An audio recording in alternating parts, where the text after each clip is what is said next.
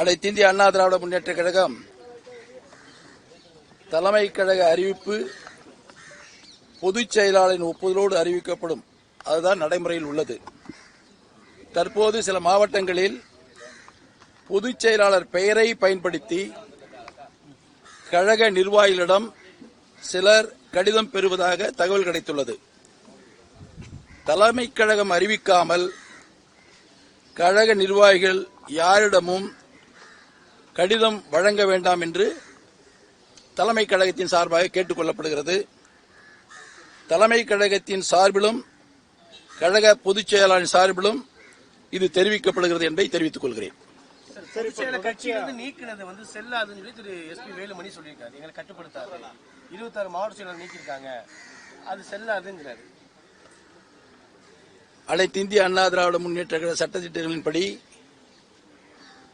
பொதுச் செயலாளருக்கு முழு அதிகாரம் வழங்கப்பட்டிருக்கிறது.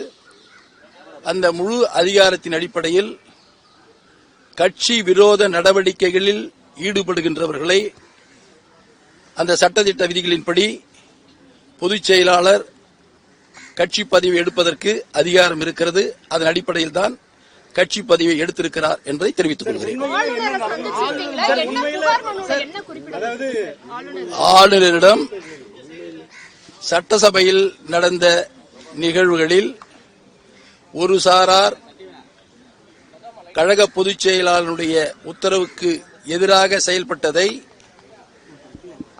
சட்டமன்றத்தில் சபாநாயகரிடத்திலும் வழங்கப்பட்டு ஆளுநரிடத்திலும் வழங்கப்பட்டிருக்கிறது என்பதை தெரிவித்துக் கொள்கிறேன். நன்றி, வணக்கம்.